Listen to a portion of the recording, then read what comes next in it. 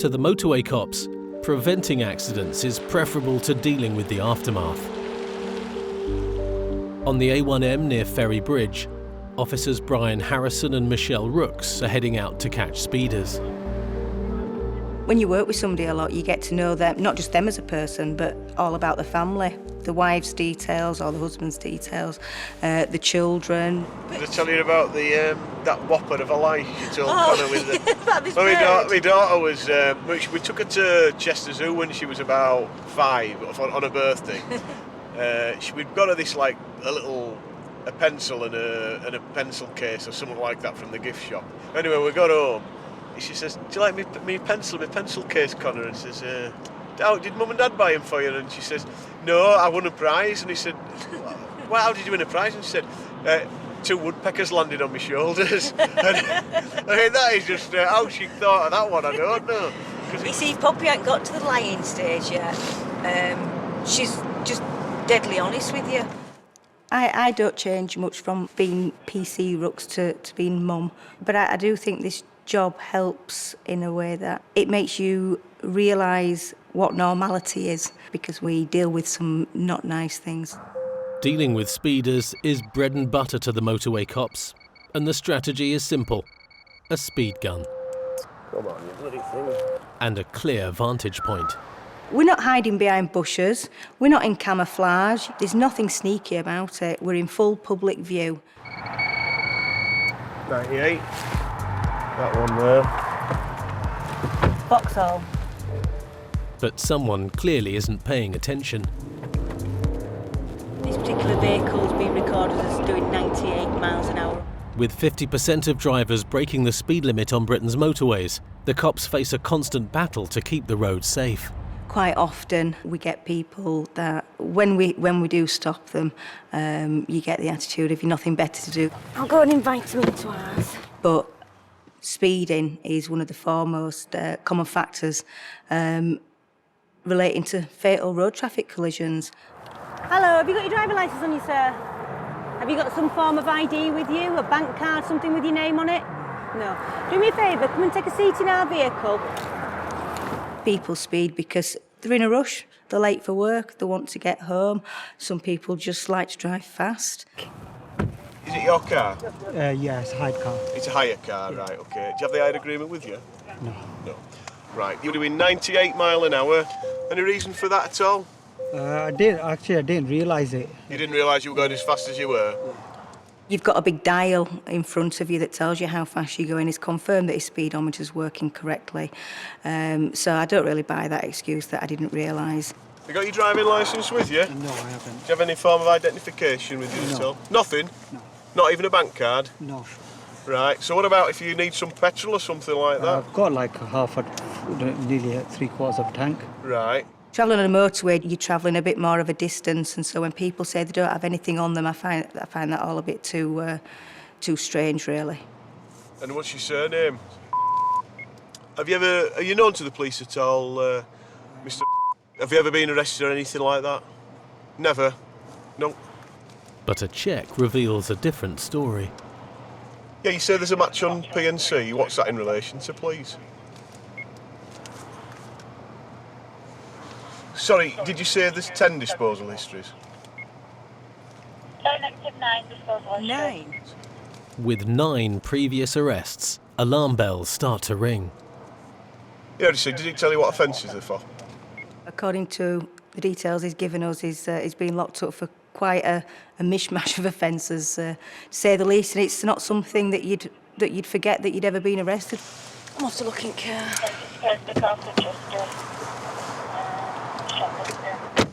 Right, listen. I'm starting to doubt the details you're giving me. And I'm going to give you one chance and one chance only to give us your correct details, otherwise I'm going to arrest you and take you to the police station. So what's your right name? That is my name. Right. He's either lying to us that he's never been arrested by the police, or he's lying to us about who he is. So just have a look at his car and see if there's anything that confirms his ID in here. I think our job sometimes makes you quite cynical, because you do get lied to on a regular basis. So it is probably harder to trust what somebody's telling you more than, I suppose, with most other jobs. There's no ID on him, there's nothing on him at all, and there's nothing in the vehicle. So we have to ask the question, what's he lying about? 'Cause he's told us he's never been arrested, but he's got disposal histories on Police National computer. So. With the suspicion he's lying about his ID, a simple speeding offence is now turning into a much deeper mystery. Back on the A1M, Michelle and Brian are still dealing with their mystery speeder. The cops suspect he's given them false ID. We can arrest you, take you to a police station, take your fingerprints, etc., and see what those fingerprints relate to. So you're telling me, you're adamant that you have given me the correct details? Because that's what's going to happen to you. Yeah, okay. Well, that's my brother's details. Right, so why are you giving me your brother's details then? My brother's hired the car out. And you haven't? No, it's not. I've not hired it, but I'm insured to drive it because I've got my own insurance. Right, the insurance policy, yeah, won't cover you to drive a hired vehicle. And have you got any identification with your real details on them? Yeah. Better show me it now. So what's going to happen is that at this moment in time, I have reasonable grounds to believe that you're not insured to drive this vehicle. So the vehicle is going to be seized by the police, towed away. You're also going to be arrested and taken to the police station. Well, why am I going to be arrested for? Because I'm going to confirm your identity. You've lied to me once. All right, but you've just said that, tell me the truth. Yeah. And you wouldn't be the first person who I've said that to who has then lied to me again. I'm not saying you're lying to me. It's very hard to trust somebody when they've sat in the vehicle for 10 minutes telling you one thing, and despite being challenged, keep telling you that same thing, and then all of a sudden turn around and say, "Okay, I was lying." But I was under the impression that I could use the car because I've got my. Well, you must. I'm not entirely convinced that you were, because if that was the case, when you got stopped by the police, why did you say my name is? Because I just got confused. You got confused? I got confused in terms of when you arrested me. I thought. Well, I didn't arrest you. I didn't arrest you when you told me you were your brother. I told you we'd stopped you for speeding. I have to say, I've never got confused when somebody's asked me my name. But he's still trying to make excuses for what he's done, really. He's still trying to make excuses for lying to us. What annoys me more is to think they can get away with it, because you can tell a mile off, and I don't like being treated like I'm stupid. I find it quite insulting, to be fair. You'll be looking at getting at least penalty points on your driving licence and a fine. If you bear in mind you're almost doing 100 mile an hour on the motorway, which is why I stopped you in the first place, and secondly, you're driving without valid insurance. He may be in a spot of bother, but the driver has more pressing concerns. How am I going to get home from the police station? I'm afraid, you're going back to Rochdale? It's probably going to be a train. Unfortunately for this driver, a simple speeding ticket has turned into a seized car, a trip to the station, and a train ride home. I'm coming up to my 10th year in the job, and yeah, it certainly changes when you join. You're quite fresh-faced and naive, a bit wet behind the ears, as they say. You quickly learn to realise that there's a lot of people that will lie to you. He's set out to deceive us, and as far as I'm concerned, he deserves everything he gets because of that. Back in Hemsworth, south of Wakefield, the critically injured biker has been taken to hospital and an investigation is underway. The damage to the motorcycle, struggling to find any damage on it other than average wear and tear. Speed may not actually be the main factor. Crucial to the picture is the bus driver's story, who's been recovering from the ordeal in the home of a local resident. Set off, but just overtaking some parked cars. I heard the bike before I saw it, and then it come flying like some parked vehicles. I thought he was coming into the front of the bus, but he managed to pull over to the left, and I thought, oh great, he's got that side it, on curb that side of the car, and then I heard bang, and obviously he hadn't. You've really got to have sympathy for the people that have done nothing wrong but found themselves involved in serious and fatal collisions, because I think only human nature is going to make you question every day and every night, could I have done something differently? I mean, no helmet, no notice. If I'm not fit for work tomorrow, I'll give him a ring. I felt for the guy. Is it going to affect him to the point where he can't work anymore? It's his livelihood on the line as well. You don't know how it'll affect each individual. All you can do is try and offer them a sympathetic ear. I thought he wouldn't be on my knee. Yeah. And he managed. And I thought, great, he's got it that kid. And then I hit bang. Never did it like. I think that's probably what's unique about the job I do. You've got to have so many different hats and be ready to change them in a moment's notice. You've got to be forceful to control things. You've got to have the investigation hat on to make sure you're not missing anything, any evidence going missing. I think that comes just with experience. Don't be afraid to ask for help if you're suffering. All right, only time will tell though, won't it? But yeah, don't suffer in silence. Probably the one thing what can't be trained or taught in a classroom is the ability to deal with people. People think it won't happen to them, but this is why we don't do the most popular job in the world, but this is the reason why, because we don't lose any sleep about giving people tickets for seatbelts and stuff, because when you've seen it like this, you see it with a totally different perspective, don't you? There's an update from the hospital. It would appear that we're going to withdraw his medication and sedation, and unfortunately it looks like he's going to pass away as a result of the injuries sustained in this collision. So, as we first suspected, it will be a fatal collision that we're investigating now. Fatals, without a doubt, are the worst part of our job. But there's also some strange element when you know you're at a fatal. It's almost driving home to you how important this is to do it right. No stone unturned. Let's deal with it the best we can for the people that are still here.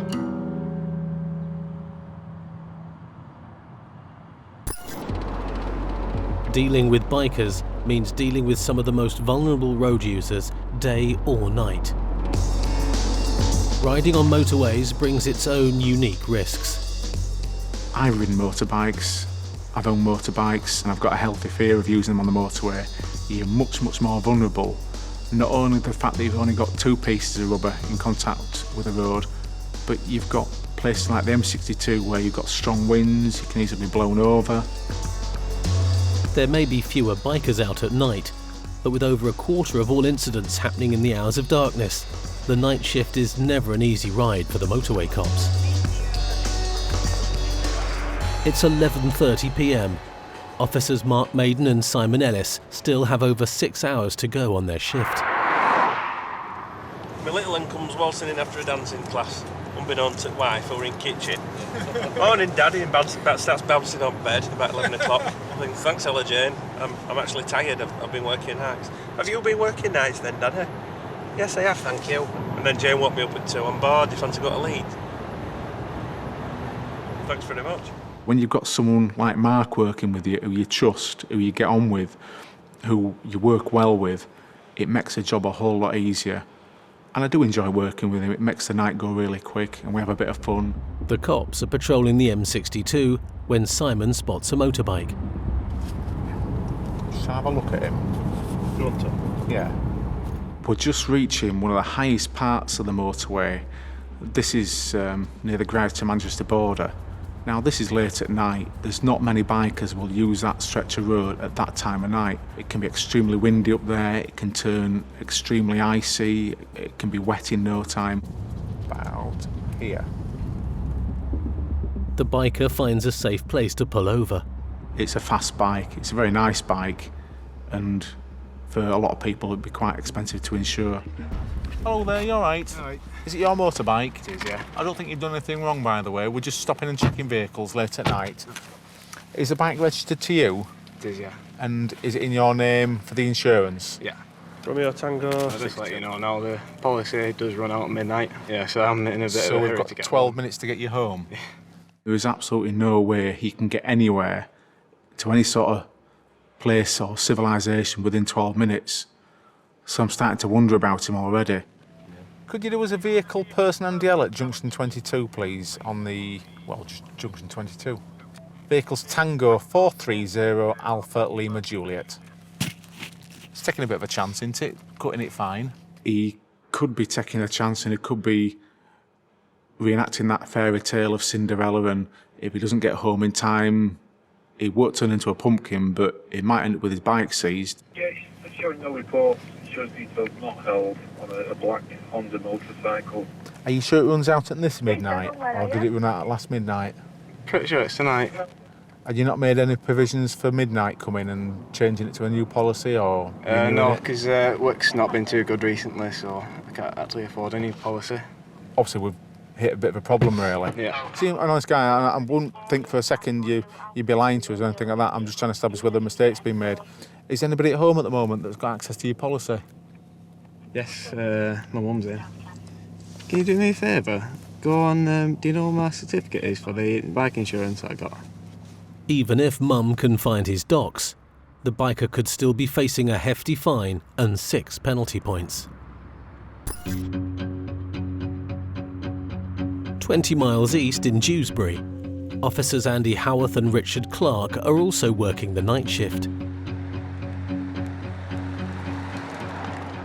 Night time, it's more a case of going hunting, trying to catch the baddies doing bad things. And it's not long before Rich spots a target. This little moped comes down our near side with one of those annoying exhausts that sounds like a swarm of wasps chasing you around. Leave motorbikers alone. He's got L plates, he's got helmet, he wasn't doing out stupid. Because I was once a teenager vagging around on mopeds, or Vespers as they were back in my day, and we were a pain in the backside to everybody that heard us and saw us. So I have a little bit of tolerance for them, because that was me when I was a young lad. But it's the Golf travelling with the moped that Andy's more interested in. So yeah, what's wrong with Golf with his dodgy number plate? Yeah, let's have a look at it. Alright mate, hello. Right on Broward Hill, what a wonderful place to stop.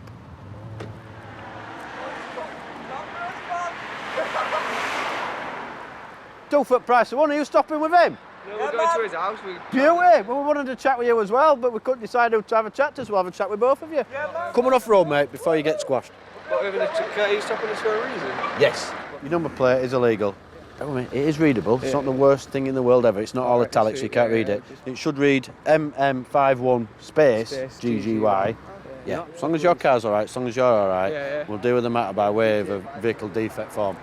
First thing we need is a photograph of your plate. At this point, it's just a nice friendly chat about his number plate.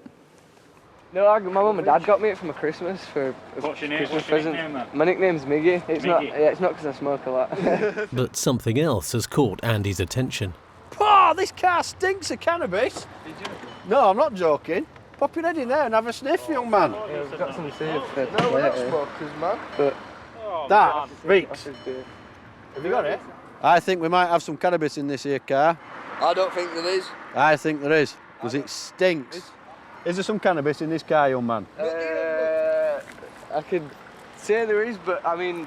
All right, I'll tell you what we're going to do then. Do we have to do it though? Because we're not causing no damage yet. We're off road, so we're going to get killed first off. A friendly chat about a dodgy number plate is about to get a little more serious. Reasonable grounds to believe that car and you might well have cannabis on you. If I just give it to you, does that mean that you don't? Well, we're still going to search, because some people might give us a little bit and then hide £15 million worth of cannabis. I wish I had 15 million. I'm sure you don't, but we're still going to search anyway, mate. So yes, I would like the cannabis. Office as well? Yeah, you're not allowed to have cannabis, it's illegal. Cannabis, please. If you brought a copper in from one of the quiet areas, I'm sure they would be a little bit shell-shocked and they'd want to stand their authority in front of these lads. But it don't work like that, and that's part of gaining experience. But there's still respect there, because they haven't crossed the line as such. Once you learn that, and you learn to speak their language with them, you can get on just fine. I would suggest it's in your interest to give me the cannabis, we can seize it, deal with you by way of a non-street cannabis warning, and it's doshed. But if you don't, we'll then just have to start nicking people and seizing cars. If they don't cough up the cannabis soon, they could be arrested. Back on the M62, Simon and Mark could also be seizing a vehicle if the biker's mum can't find his insurance policy. I don't think his mum would be too happy if she had to tell him that it was uninsured, but we simply wanted to find out. What's the date of the expiry of it? She's found the documents. Midnight on what day? 4th. Yeah. His insurance ran out midnight yesterday. She wants to talk to you. Okay, what about that quick word? Who's this? I'm speaking. Hello, it's PC Ellis from the Traffic Police. You all right? We're just checking people late at night, that's all. I was quite happy to speak to his mum, because hearing that her son had been stopped in the middle of the night on a motorbike, it can run all sorts of fears through a parent's mind. So if nothing else, it'd be nice to reassure her. Should something happen with him being on his bike and he doesn't have insurance, then it's going to have all sorts of problems for him, cause all sorts of issues. So we will be seizing it. It's estimated 20% of 17 to 20-year-olds drive without insurance. He's going to lose his bike, which will be worth quite a lot to him, but there's all sorts of different things that were going through his mind about the costs it's going to incur, the trouble with his mum when he gets home. So it's a fine and 6 penalty points. 6? Yeah. How much are we talking for fine-wise, do you know? The current fine... 200, is it? 300? It's 300. £300 I don't have. He's taken a chance, he's been caught out, and I think he's starting to realise the enormity of what he's done. The cops try their best to soften the blow.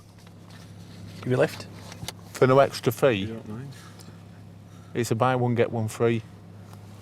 I'm not particularly in the mood for jokes, so... Have you got a bike? I've had loads of bikes. Yeah. BMWs to Ducatis. Yeah. One of the best bikes I've ever had was a 600 Bandit. Oh no, Bandit's horrible. Oh, they're brilliant Bandits. Old man sport bike, that. The recovery man arrives and the biker says his goodbyes. It was a bit disheartening seeing it getting dragged off, like. So just want to make sure he don't have any knocks. Like I say, shit happens. Made a bleeper. It might be an honest mistake from this broke biker, but riding with no insurance is a high-risk game. Bike insurance is expensive. Some people chance it, they'll never get stopped in their life riding a bike. Oh, so that's the way it is now with insurance, isn't it? It's far too expensive, especially for cars. Yeah. Like, that's why a lot of young people do go without insurance. Do you know many of your mates that do or anything like that? I'm not saying grass them up, I'm just interested. Yeah, a couple do. Just purely because it's like extortionate expense. Do they not worry about getting caught though?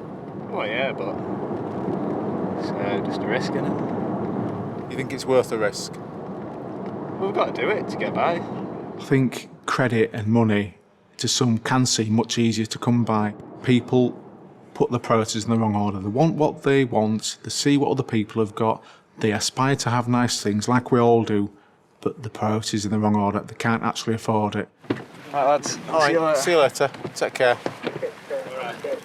I'm not sure I'd like to be a fly on the wall in that house when the door got shut. He's certainly going to have some explaining to do. I think more and more, as bills become tight and as things become more expensive, insurance becomes that thing that becomes more of a luxury to some people, certainly not in our eyes, but if you've got bills to pay and insurance is one of them and you think, am I going to get stopped by a police? Can I take a chance? People will take a chance. Back in Dewsbury and taking a chance with Rich and Andy are the lads with the suspected cannabis in their car. They're taking their time handing over the drugs.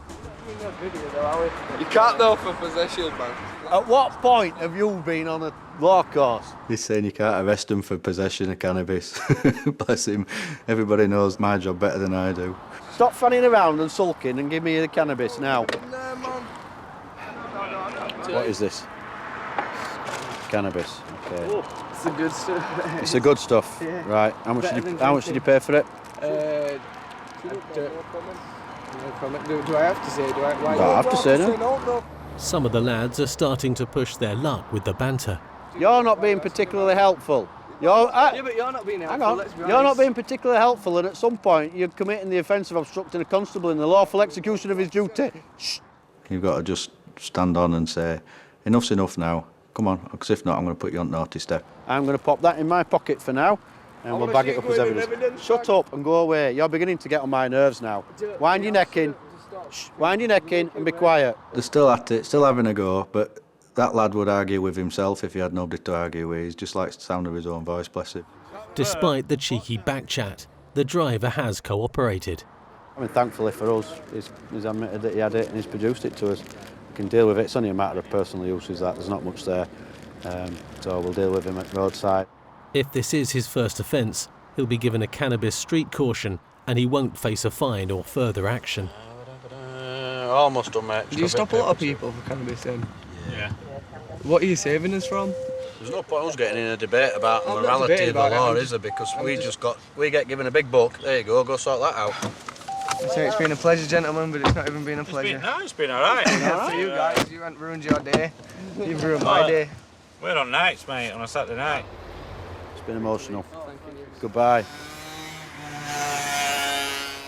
That'll have done them all night. They'll have been on PlayStation all night long.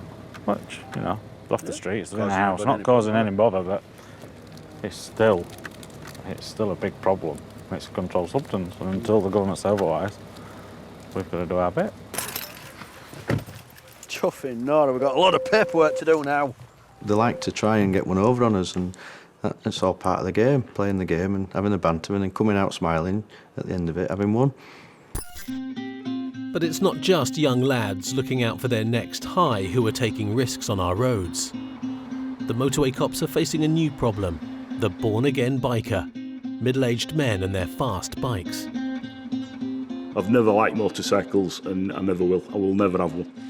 With 30 motorcyclists killed or injured at junctions every day, the risks are high.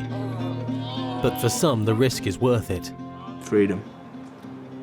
The best feeling in the world, freedom.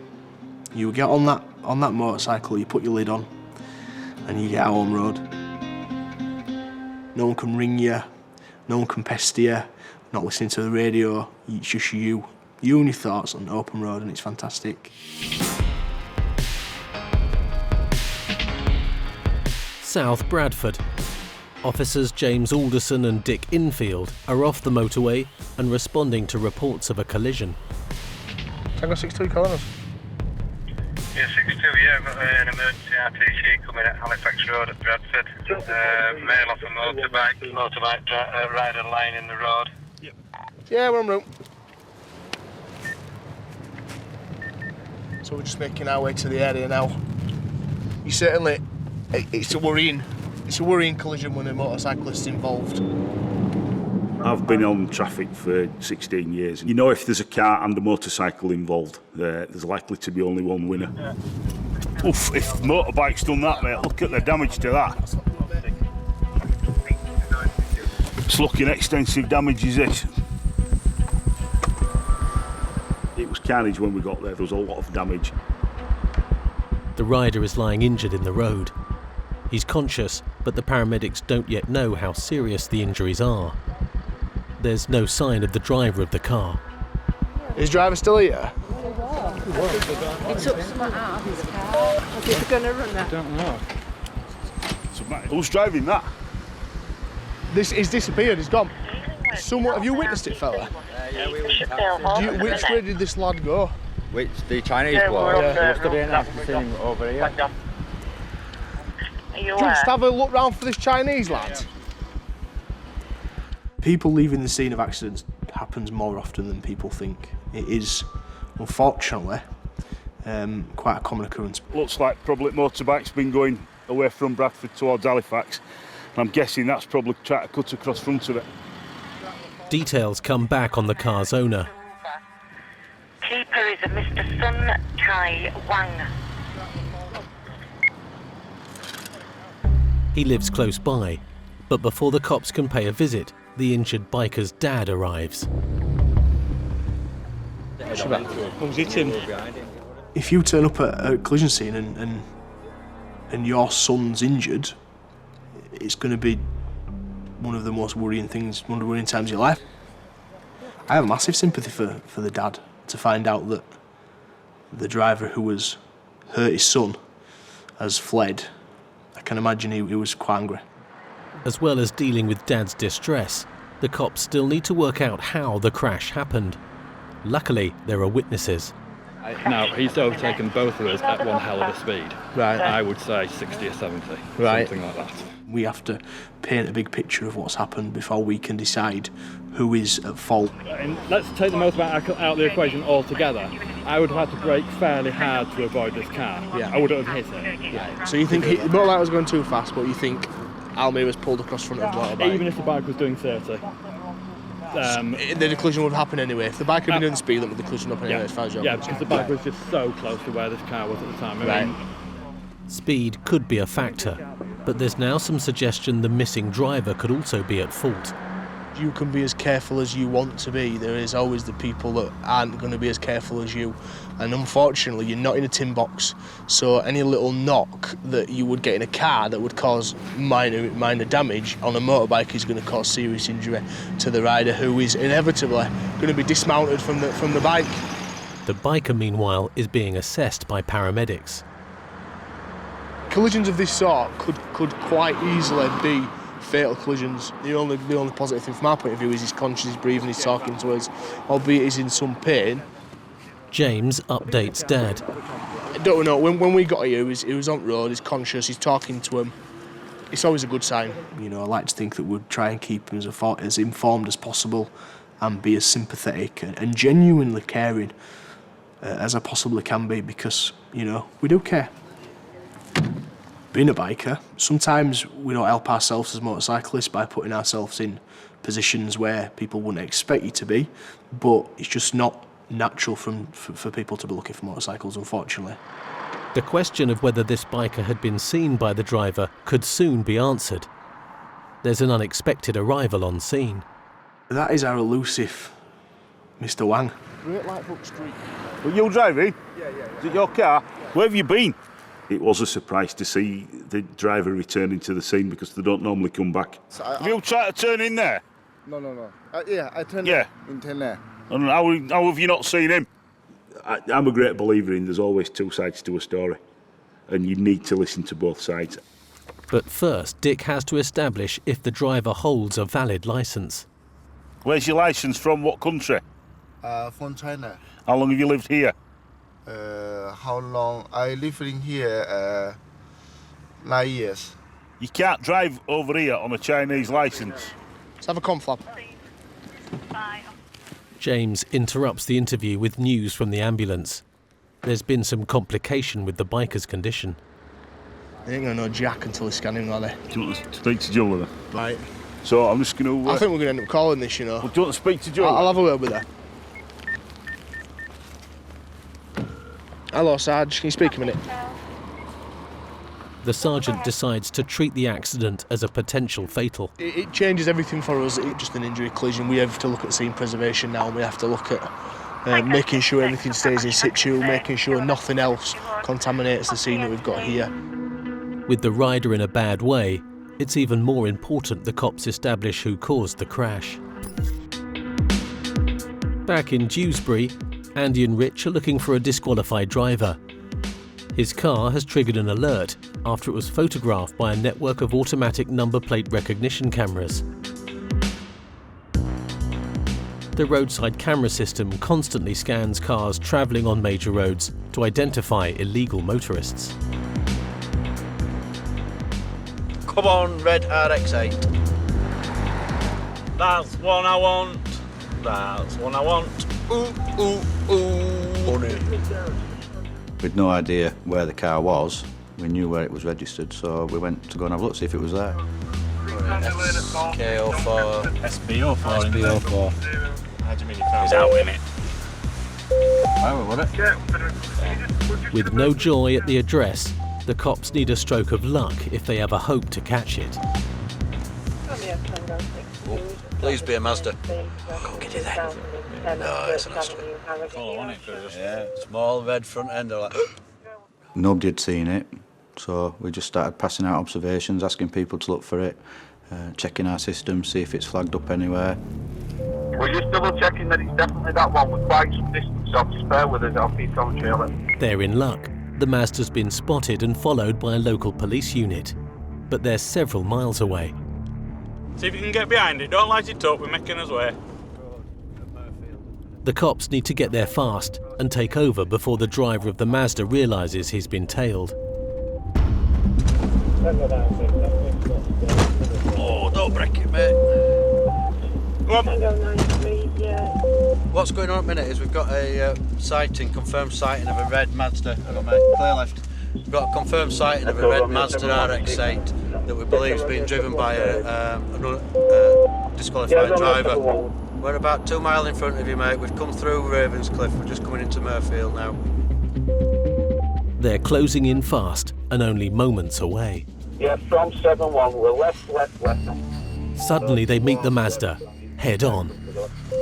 He's gone straight across the pavement and he's off. He's shown his intentions. He's put his cards on the table. I'm not stopping. We have TPAC authority, please, suitably trained in a suitable vehicle. Tango 9-2, we've got a vehicle failing to stop, Huddersfield Road towards Murfield. Now it's game on. This is what we're trained for. This is what we're good at, and we need to be 100% spot on. And you just up your game. You just feel airs on back of your neck go up. You're ready. We're now right. Stenard Lane. It's through a red light. Stand by. Tango 9-2. We're now passing the pub on our left-hand side. Stenard Lane. Can we have X-ray 99 and a dog unit, please? The cops are struggling to keep up with the Mazda. Mazda RX-8, they're a pretty quick car. It'll handle very, very well around the corners, nimble, quick, fast acceleration. Speed is 60 mile per hour. We're just coming to the S-Bends. It's taken one by the Flower Pot. We're passing the Flower Pot pub on the right-hand side, heading uphill on Granite Lane. The Mazda's pushing 60 in a 30 zone, but the cops suddenly hit a problem. A possible engine fault has tripped their car's safety mechanism. Our car went into what's known as limp mode, so as fastest we could do was 60 miles an hour. But luckily the Mazda is also having mechanical issues. Smoking now. It's looking like his vehicle might have developed a fault. He's smoking quite badly. His clutch went. You could smell that horrible kind of smell that were coming into our car and those plumes of smoke coming. Getting ready for a decamp. We've got 4 up. Left. Jackson Lane, I believe it is. We're now approaching Upper Hall Lane. It's left. Hopton Hall Lane. Speed is 20 miles per hour. A broken motor means the occupants could be looking to bail. We've got 4 white male occupants in the vehicle. Driver's got short, dark hair. Now we're behind him. You know, your hairs on back of your neck are up, your adrenaline's flowing, but it's really calm and surreal. It's like, I suppose it's like a boxer, just as he's walking down to the ring, he's as ready as he'll ever be for this moment. Looking for a decamp on Covey Clough Court. Pin him. I'm stuck. With Andy trapped against the Mazda, it's left to Rich to arrest the driver. Get out. But the driver's seat's empty. The driver is sat in the back pretending he's been there all night. So at that initial point, we've got a car driven by a ghost. Stay there, lot of you. If you want to go around and get him from the other side. Stay there. Do not move. Stay there. Driver's 112. And we've got 4 males. We could do with some assistance though, please, if we've got somebody else that can come and assist us. Craziest thing I've ever seen a driver try and do was get into the back of a moving vehicle when there was nobody else in it. Luckily, he was only going pretty slow and he came to a stop in a dead end and he sat there in the back with his arms folded saying, "I wasn't driving, officer." Got keys? Where is that one work? Got keys. Right, David, you're under arrest, mate. Disqualified driving, failing to stop, dangerous driving. Get a drink? He's got a lot to lose, hasn't he? If he's a disqualified driver with a bad driving record and he's caught again driving, having taken a chase from the police, he's potentially looking at a prison sentence, so you're not going to stick your hand up and say, "Yeah, it was me, I'm really sorry." You had a drink? I wasn't driving. Have you had a drink? I've had a drink, yeah. I'll tell you to stop. Cool, Tat.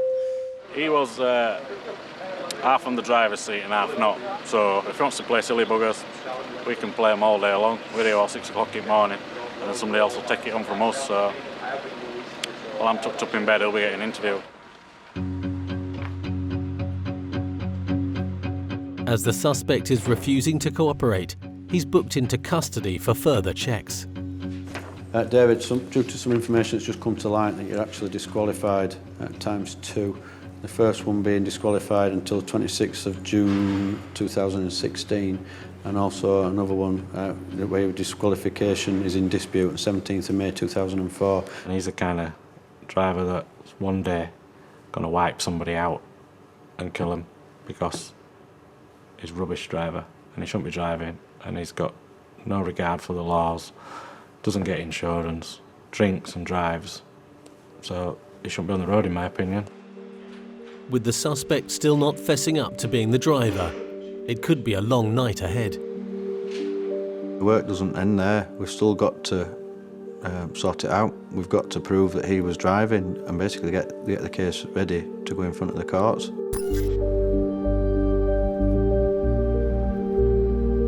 Back on the Halifax Road, southwest Bradford.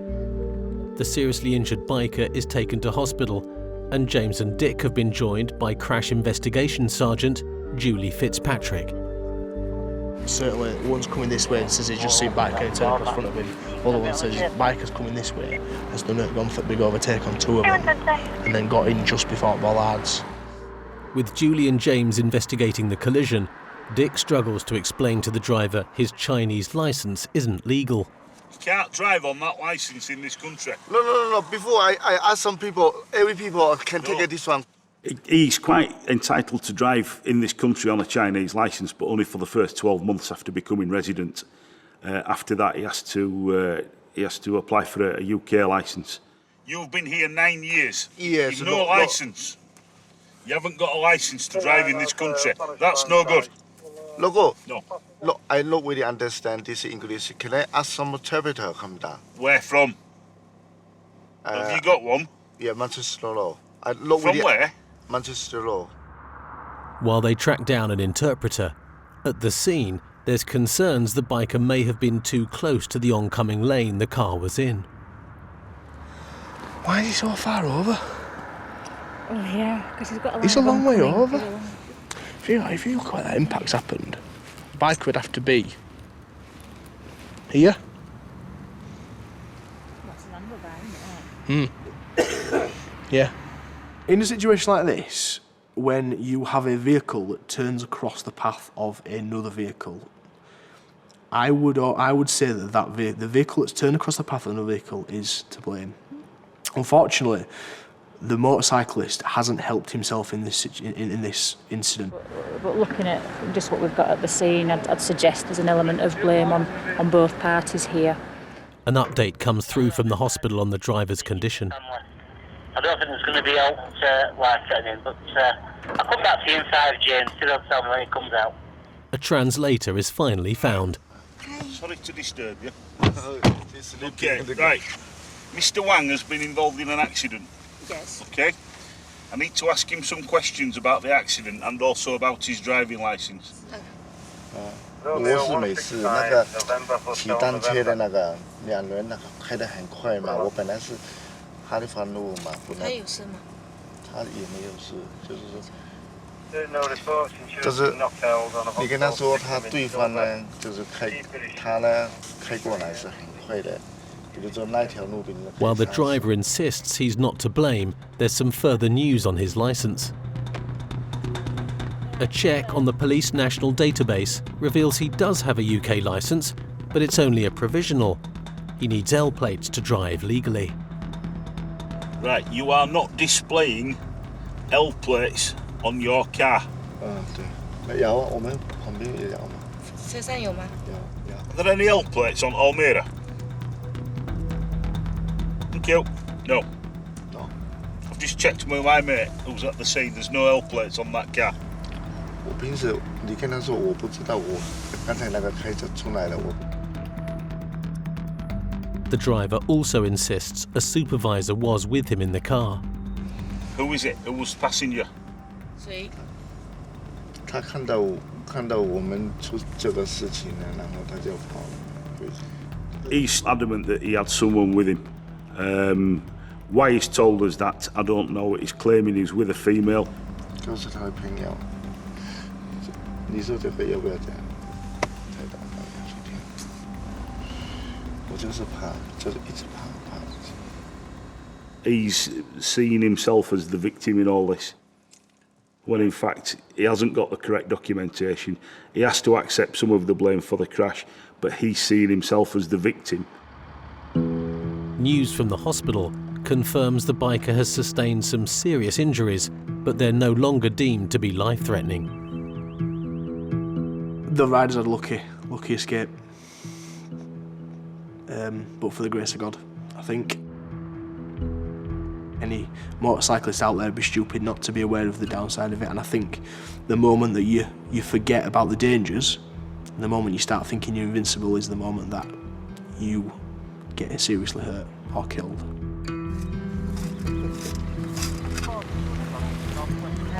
See, social workers, police officers, removal men and road sweepers. That's it, we don't do a bit of everything.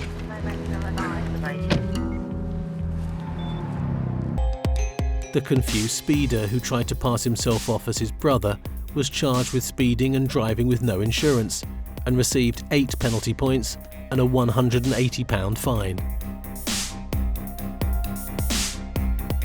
The young driver with the hard-to-read number plate was given a vehicle defect form and a cannabis street warning. The broke biker with the expired insurance policy was fined £300, had his licence revoked and had to retake his test. The disqualified driver of the red Mazda was convicted of dangerous driving and driving whilst disqualified and jailed for 15 months. He's also been given a 3-year ban. No charges were brought against him for drink driving.